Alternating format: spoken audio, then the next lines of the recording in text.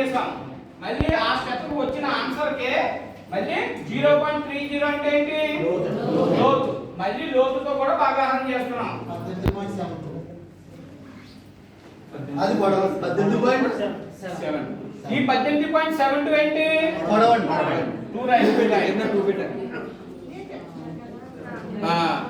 ఇప్పుడు 8 మంది దినసరి వేతనం 300 రూపాయలు రావాలంటే పొడవు ఇక్కడ రాయండి. పొడవు 18.72.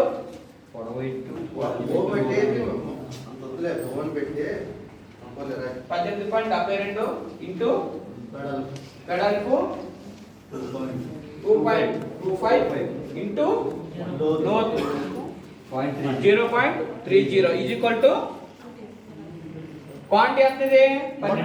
ఒకసారి అందరూ కొట్టండి. ఒకసారి ఇది సమ్ కొట్టారు కదా, అందరూ ఒకసారి కొట్టండి. మీ క్యాలిక్యులేషన్ లో 18.72 ఇంటూ 2.25 ఇంటూ 0.30 ఎంత వస్తుందో చెప్పండి ఒకసారి అందరూ కొట్టి.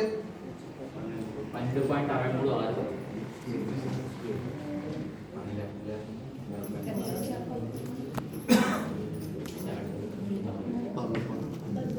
ఎంత వచ్చిందండి? 12.636 అమ్మా అదే రాయండి.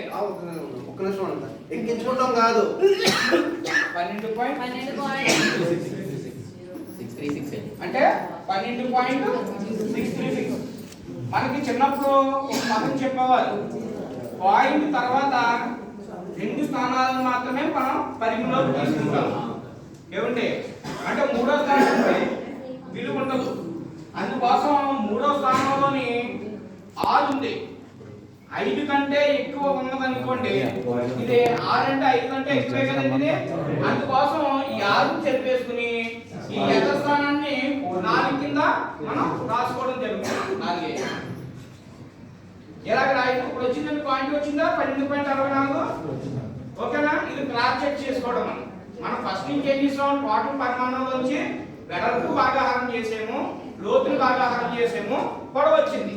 మళ్ళీ అదే పొడవు వెడల్పు లోతుని గుణకారం చేస్తే చేయవలసిన పరిమాణం వచ్చింది. అది క్రాస్ చెక్ చేసుకోవడానికి మెథడ్. ఓకేనా? ఇప్పుడు ఇంకొక చిన్న విషయం, ఇక్కడ 6.4 కాకుండా 6.3 రాయండి ఒకసారి. 6.3 పక్కన 3 అయ్యింది. ఇది వచ్చింది అనుకుందాలి, ఇది మర్చిపోండి. ఇది ఎలా వచ్చింది అనుకుందాలి. అప్పుడు ఏం చేస్తాం? 6.3 ఉంచుతాం. ఇక్కడ 6.33 పాయింట్ తర్వాత 2 స్థానాలు మాత్రం 6.3 వరకు తీసుకున్నాం. మరి తర్వాత స్థానం ఏమైంది? 3 ఉంది. 3 ఏమైంది? 5 కంటే తక్కువగా ఉంది. అందుకోసం దాన్ని మనం డిస్టర్బ్ చేయకుండా పరిగణలో కూడా తీసుకోము. ఓకేనండి? ఇది 4 మార్చండి.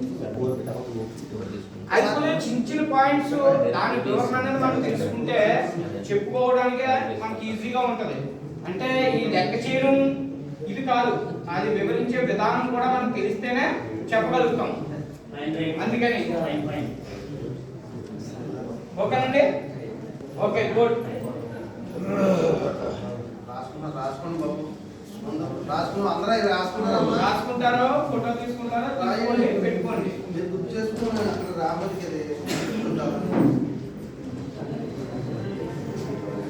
కొంతమంది ఇంజనీరింగ్ లెక్కలు వేస్తారు, వాళ్ళ దాంట్లో అక్కర్లేదు.